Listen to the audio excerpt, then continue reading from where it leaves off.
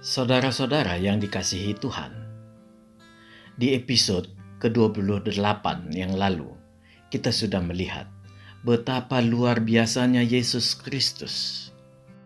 Harus saya ulangi, memang Dia sangat luar biasa. Walau Sang Firman mengosongkan diri, justru semakin terlihat betapa sempurnanya Yesus Kristus dalam kemanusiaannya.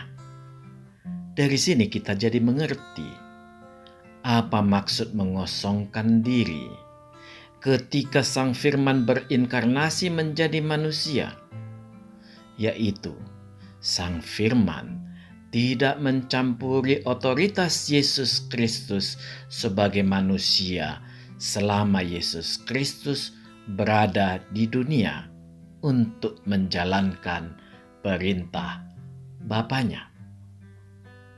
Jadi, pembelajaran bagi kita di sini adalah segala aktivitas Yesus Kristus selama di dunia dalam menjalankan segala tugasnya, semua di dalam otoritas Tuhan sebagai manusia.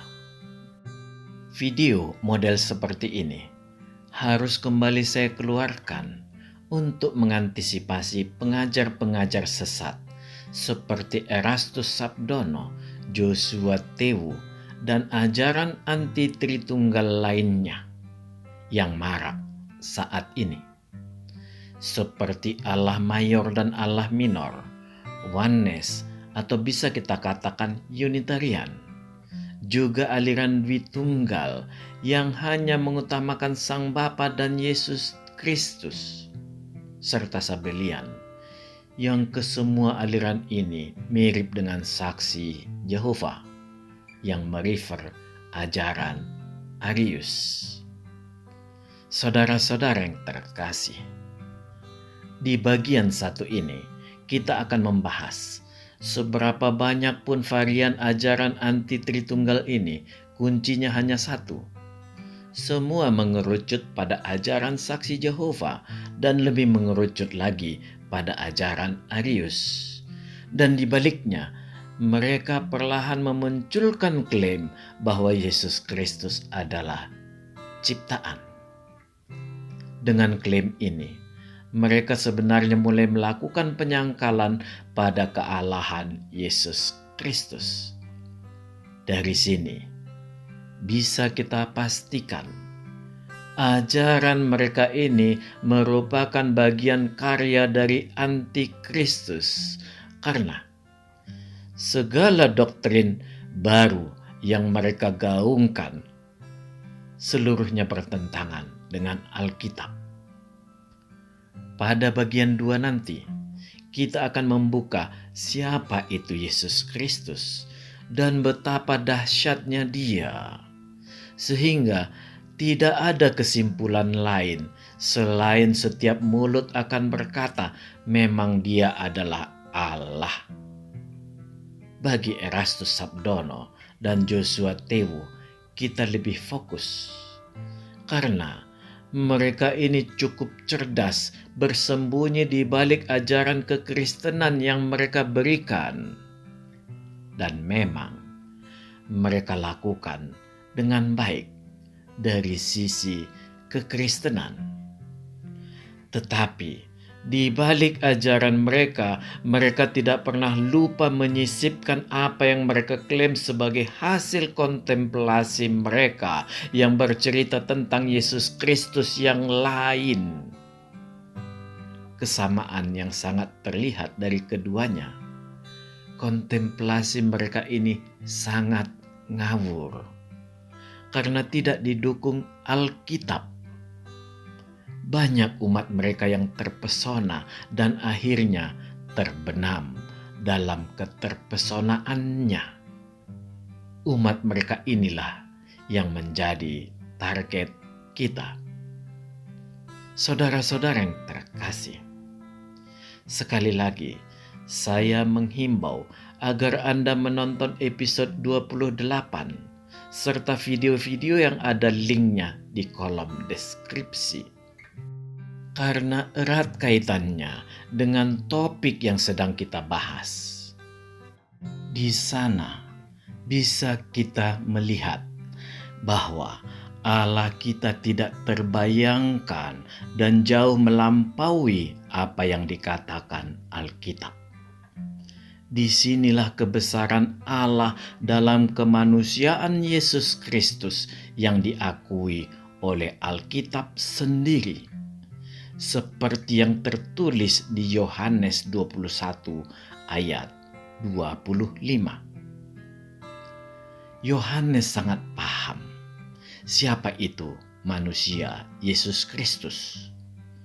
Karena boleh dikatakan dialah murid yang paling dikasihi Yesus Kristus. Bahkan kepada Yohaneslah Yesus Kristus memberikan wahyunya tentang akhir zaman. Sebuah kitab yang berisi tentang bagaimana segalanya berakhir di dunia ini sampai Allah memberi penggantinya berupa langit baru dan bumi baru.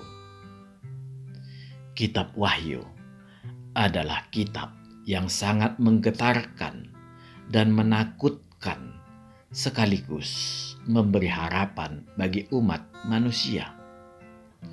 Nanti kita rilis ulang setelah topik anti Tritunggal ini selesai. Video nubuat zaman akhir ini sebenarnya sudah pernah kita keluarkan. Karena kitab Wahyu adalah kitab yang tidak bisa berdiri sendiri, maka di kitab Wahyu kita akan dituntun menuju klimaks nubuat yang dikatakan nabi-nabi besar seperti Yesaya, Yehezkiel, Yeremia, terutama adalah Daniel. Karena itu, nanti sebelum masuk ke kitab Wahyu, kita akan memulai dari nubuat kitab Daniel. Saudara-saudara yang terkasih, dari Yohanes 21 ayat 25, kita paham Yesus Kristus merupakan dalam tanda kutip sesuatu yang tidak mungkin kita pahami dikarenakan dia terlalu besar. Saya ulangi, amat sangat besar. Bahkan segalanya ada di dalam Yesus Kristus. Ini memperlihatkan dialah Allah itu sendiri.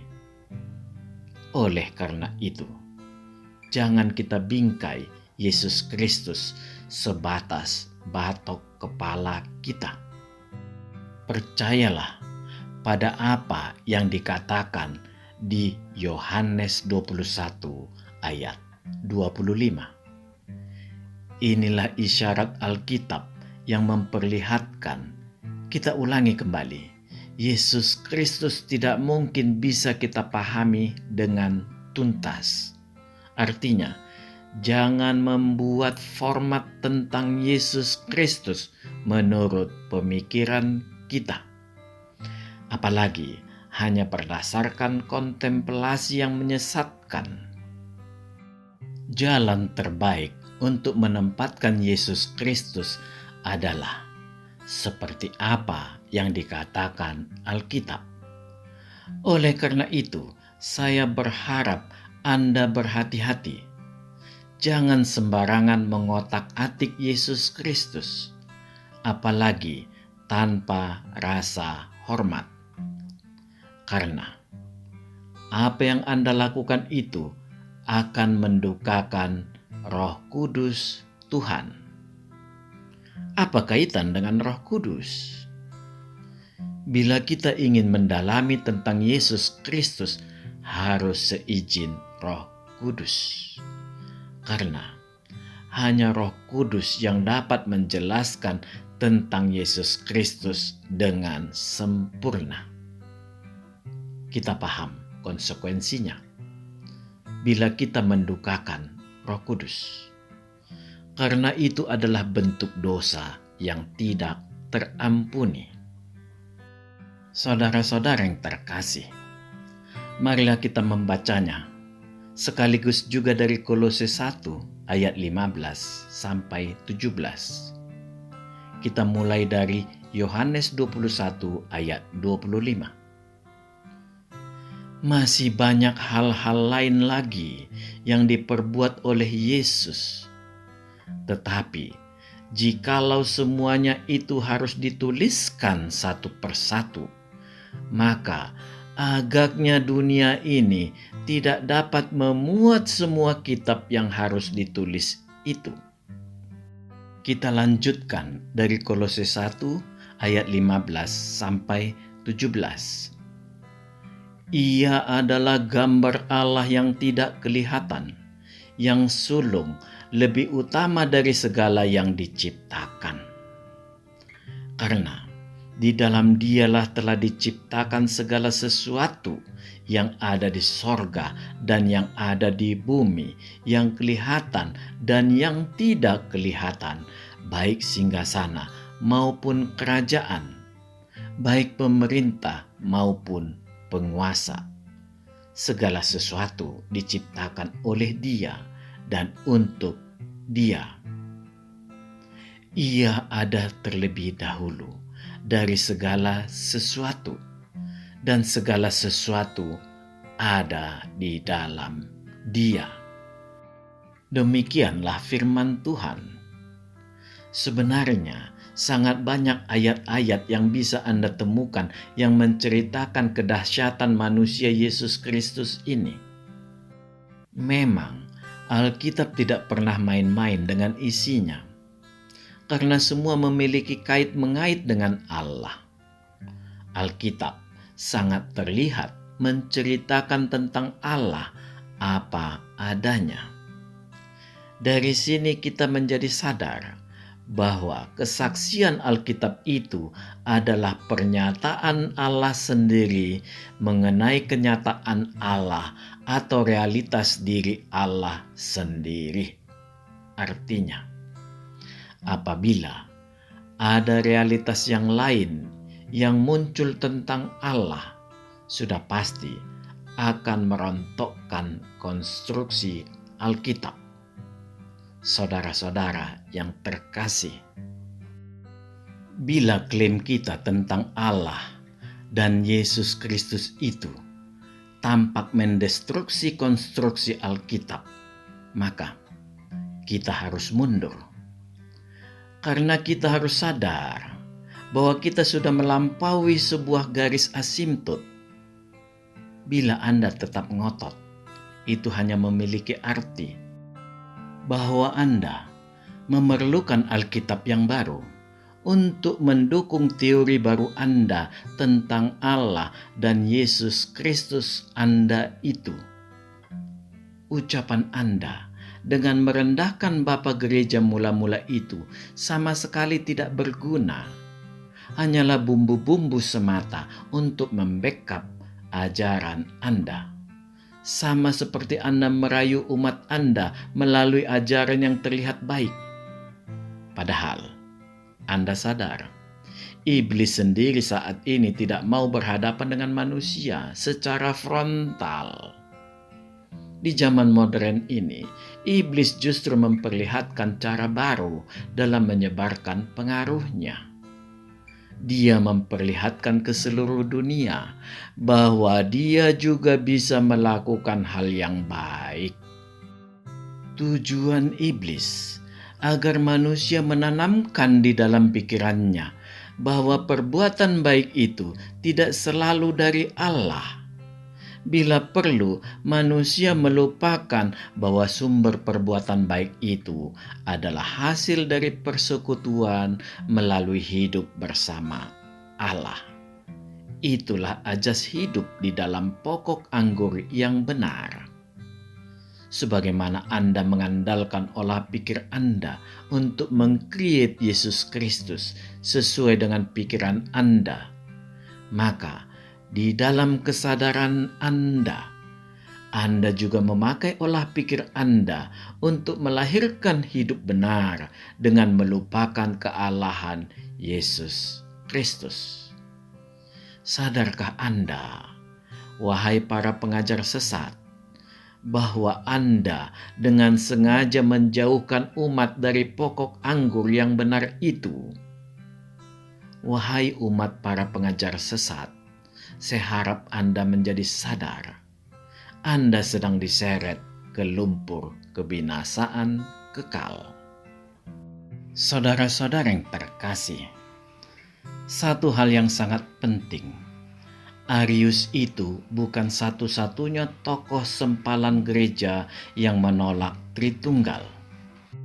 Tetapi pada saat Konsili Nikea pada tahun 325, Ariuslah yang menjadi tokoh yang mewakili para sempalan ini. Di samping itu, pengikut Arius juga banyak. Sekarang bisa kita lihat, satu tokoh Arius ini menurunkan begitu banyak varian tentang Yesus Kristus dan tentang anti-Tritunggal. Pertanyaan kita, yang mana yang benar dari mereka itu? Mereka bersama-sama mendobrak doktrin gereja tentang Tritunggal, tetapi mereka sendiri tidak mau membuka mata bahwa mereka juga berbeda-beda. Inilah berbahayanya ajaran Arius, sehingga gereja mengeluarkan dia dikarenakan pengajarannya yang sesat. Dan gereja tidak berhenti di situ. Gereja membuat tameng bagi umat untuk melindungi umat dari virus Arianisme. Para bapak gereja mula-mula membuat doktrin yang merupakan hasil perasan atau intisari Alkitab. Jadi, doktrin Tritunggal merupakan upaya para bapak gereja mula-mula untuk menyerahkan kepada Allah melalui Alkitab untuk melawan doktrin sesat. Sudah hampir 2000 tahun berlalu, doktrin Tritunggal tetap berdiri teguh, sekalipun diterpa badai hebat seperti saat ini. Itulah cara terbaik dari para bapak gereja mula-mula dengan membiarkan Allah melalui Alkitabnya untuk melawan aliran anti-Tritunggal dan anti-Kristus. Dan memang terbukti kemampuan Alkitab lebih daripada cukup untuk mengemban tugas itu. Saudara-saudara yang terkasih, marilah kita melihat salah satu klaim yang mereka katakan bahwa Sang Bapa sama dengan Sang Firman dan sama dengan Roh Kudus. Nanti dengan cara yang sama seperti yang kita lakukan ini, harus Anda lakukan juga untuk seluruh varian anti-Tritunggal. Dan Anda akan melihat apakah Alkitab menerima ajaran itu atau tidak. Supaya jelas, kita melihat di Matius 3 ayat 17, Matius 17 ayat 5, Markus 9 ayat 7, 2 Petrus 1 ayat 17. Mari kita ambil satu buah ayat dari Matius 3. Kita baca ayat 16 sampai 17. Sesudah dibaptis, Yesus segera keluar dari air, dan pada waktu itu juga langit terbuka, dan ia melihat Roh Allah seperti burung merpati turun ke atasnya. Lalu terdengarlah suara dari sorga yang mengatakan, "Inilah anakku yang kukasihi, kepadanyalah aku berkenan." Demikianlah firman Tuhan. Maukah saudara menolong dengan mengganti Roh Allah itu menjadi Yesus Kristus? Kata anakku di sana diganti menjadi anak Yesus Kristus. Dan kata aku juga kita ganti dengan Yesus Kristus. Jadi, semua oknum dengan nama diri atau nama pengganti di sana kita rubah dengan kata Yesus Kristus. Maka kita akan menemukan. Ayat 16 dan 17. Sesudah dibaptis, Yesus segera keluar dari air, dan pada waktu itu juga langit terbuka. Dan Yesus Kristus melihat Yesus Kristus seperti burung merpati turun ke atas Yesus Kristus. Lalu terdengarlah suara dari sorga yang mengatakan, "Inilah anak Yesus Kristus yang Yesus Kristus kasihi. Kepada Yesus Kristuslah Yesus Kristus berkenan." Apa pendapat saudara? Pernahkah saudara menemukan ayat yang gila seperti itu? Seluruh isi Alkitab dapat Anda uji dengan mengganti klaim gila mereka dengan cara seperti itu. Saudara akan melihat betapa Alkitab mempermalukan mereka. Memanglah, tidak mungkin melecehkan Tritunggal, karena konstruksi Alkitab membackup-nya. Bertobatlah segera. Saudara-saudara yang terkasih, semakin dalam kita mengikuti perkembangan agama Kristen di beberapa komunitas Kristen tertentu, maka kita akan menemukan fenomena-fenomena yang semakin mirip seperti yang dikatakan Alkitab, yaitu semakin banyak pengajar-pengajar dan nabi-nabi palsu. Bila kita teliti lebih seksama apa yang dikatakan Alkitab, seharusnya kita tidak perlu terkejut. Ternyata Alkitab juga sudah memperingatkan tentang hal itu. Sebenarnya, itu bukan peringatan pada agama-agama di luar Kristen, melainkan lebih mengarah kepada orang-orang Kristen sendiri. Sekarang kita sadar bahwa peringatan ini memperlihatkan betapa ancaman dari dalam kekristenan ternyata jauh lebih mengerikan dibandingkan ancaman dari luar. Bisakah saudara membayangkan di sebuah ibadah gereja semua memanjatkan doa dan pujian dengan kata-kata yang sama, tetapi diarahkan pada Tuhan yang ternyata berbeda-beda? Mengapa bisa terjadi seperti ini? Gereja yang sama, Alkitab yang sama, lagu pujian yang sama, tetapi di benaknya berbeda-beda dalam mengartikan Tuhan. Pertanyaan kita, bila begitu, apa beda kita dengan agama pagan? Kita memiliki dan melakukan ritual yang sama, tetapi sebenarnya seperti agama pagan. Kita sadar tidak sadar menyembah Allah yang semakin tidak kita kenali akibat keliaran pikiran kita. Untuk umat yang polos, keliaran pikiran dari gembala akan tertanam jauh lebih dalam, sangat mengerikan. Saudara-saudara yang terkasih, mengapa Alkitab memiliki kesimpulan seperti itu? Ketika Anda mendalami Alkitab, maka dengan sendirinya Anda paham bahwa apa yang dipersaksikan Alkitab adalah kebenaran semata. Alkitab lebih mengenali Allah dibanding kita semua.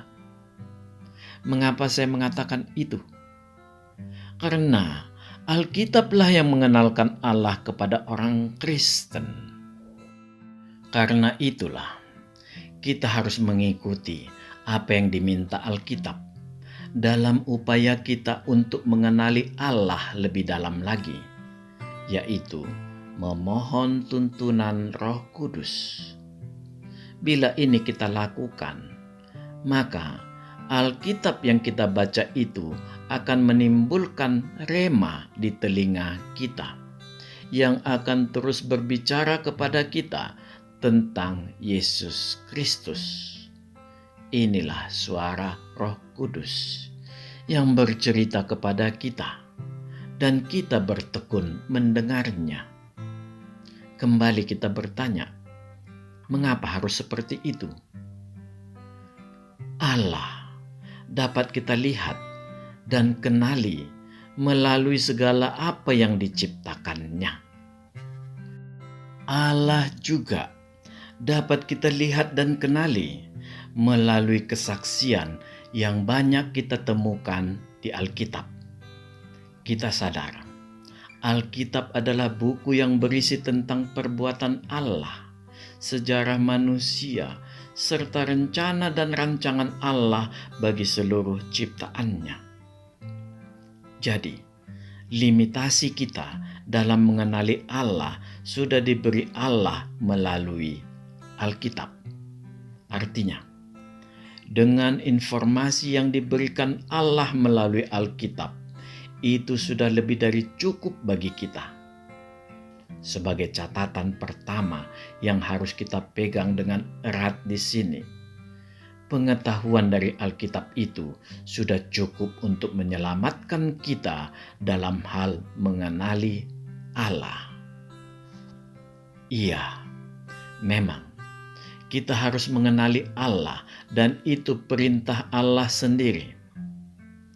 Catatan kedua yang juga harus kita pegang erat, kekeliruan kita dalam mengenali Allah bisa membuat kita kehilangan keselamatan, dikarenakan kita menjadi menyembah Allah yang berbeda dengan yang dimaksud Alkitab.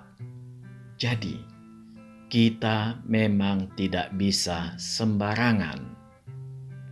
Saudara-saudara yang terkasih, banyak orang yang terlihat seperti bijak dengan mengatakan, masalah Allah itu hanya sekedar perbedaan interpretasi atau persepsi. Atau sering juga mereka katakan dengan istilah Allah itu multi tafsir, yang bisa dilakukan tiap orang terhadap apa yang dikatakan Alkitab. Tampak bijak kata-kata ini, tetapi sangat menyesatkan. Sama sesatnya dengan pikiran Erastus Sabdono, Joshua Tewu, dan yang lainnya, para penganut anti Tritunggal. Mengapa seperti itu? Doktrin Tritunggal dimunculkan para bapa gereja mula-mula justru untuk mengantisipasi pemikiran seperti mereka yang sudah muncul di zaman dahulu. Apakah Anda merupakan penganut ajaran mereka? Berhati-hatilah, saudaraku. Alkitab tidak pernah mengajarkan bahwa Allah orang Kristen itu bermacam-macam sebagaimana mereka katakan oleh para penganut anti Tritunggal. Tetapi Alkitab justru bersaksi hanya mengajarkan Allah yang satu dalam tubuh rohaniah Allah yang tidak terlihat, sekaligus satu juga di dalam tubuh jasmania Allah berupa terang yang tidak terhampiri. Ini akan kita dalami di bagian selanjutnya. Saudara-saudara yang terkasih, Allah menjelaskan dirinya di Alkitab sedetail mungkin. Untuk apa Allah melakukan hal itu? Tujuan Allah bisa kita tangkap, bahwa Dia tidak ingin ada Allah lain yang meniru Dia. Sampai-sampai Dia menjelaskan panjang lebar kebagaimanaan dirinya. Dia mengenalkan Sang Bapa, Sang Firman, dan Sang Roh Kudus yang berada di dalam satu tubuh rohaniah Allah. Padahal, kalau Allah mau, sebenarnya cukup Dia mengenalkan dirinya hanya sebagai Allah, titik, selesai. Kok bisa? Karena Pengertian satu tubuh rohaniah Allah itu sudah sama dengan yang diinginkan manusia di dunia ini, yaitu Allah yang tunggal. Tetapi Allah orang Kristen tidak melakukan apa yang ada di otak para tokoh-tokoh anti Tritunggal ini. Allah tetap menunjukkan seperti apa kebagaimanaan dirinya. Dia menunjukkan bahwa Dia adalah Allah yang eksklusif. Dia tidak membutuhkan pendapat manusia mengenai dirinya. Dia menjelaskan dirinya seperti itu. Ya, kita terima seperti itu. Rumit? Iya, bukan Allah kalau tidak rumit. Apalagi Allah orang Kristen, sangatlah rumit. Jadi, jangan mengoprek-oprek Allah Trinitas bila otakmu tidak sampai.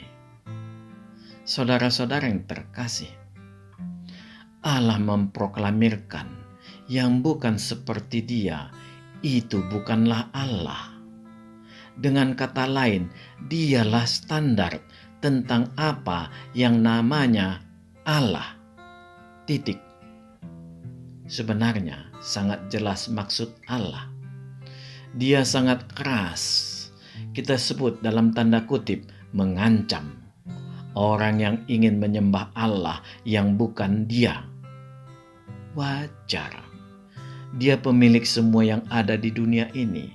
Dia yang menciptakannya. Kita sendiri bisa ngamuk apabila ada orang yang mengaku-ngaku rumah kita adalah milik dia, ataupun sesuatu milik kita, dan kemudian datang seseorang yang mengklaim barang tersebut adalah punyanya. Untuk hal yang satu ini, sebenarnya Allah kita sangat keras. Bahkan Dia mengatakan Dia Allah yang pencemburu. Dia begitu menginginkan roh yang ada di dalam diri kita, yaitu roh manusia yang memang punya Allah sendiri. Jadi, bagi para penceramah Kristen yang gila, sadarlah, jangan coba-coba menyederhanakan Allah orang Kristen serta memunculkan Yesus Kristus yang berbeda dengan Alkitab. Jangan lakukan itu. Jangan main-main dengan kalimat yang berputar-putar. Anda putar seperti apapun, tetap digilas Alkitab. Saudara-saudara yang dikasihi Tuhan, saran saya kepada para pemimpin di aliran Allah Mayor dan Allah Minor, Oneness, atau bisa kita katakan Unitarian, juga aliran Dwitunggal yang hanya mengutamakan Sang Bapa dan Yesus Kristus, atau Sabellian, yang semua aliran ini mirip dengan Saksi Jehova yang merefer ke ajaran Arius, agar membuat agama baru. Bila perlu, Anda sebagai nabinya. Dan jangan lupa membuat kitab suci yang baru. Karena dengan doktrin baru aliran Anda, maka Alkitab sama sekali tidak berguna bagi Anda. Justru yang sebaliknya yang akan terjadi. Alkitab itu yang akan menghantui pengajaran Anda. Artinya, doktrin baru Anda tidak didukung oleh Alkitab. Membuat agama baru itu akan lebih baik daripada Anda membuat umat Anda terkatung-katung di dalam ketidakjelasan, karena Anda semua bersembunyi di dalam kekristenan, bagaikan tikus got. Percayalah, umat Kristen mendukung Anda untuk membuat agama baru. Ini juga untuk kebaikan agama Kristen sendiri. Karena memanglah sangat sulit memisahkan gandum dan ilalang di gereja. Amin. Tuhan memberkati kita. Marilah kita masuk ke saat teduh sejenak.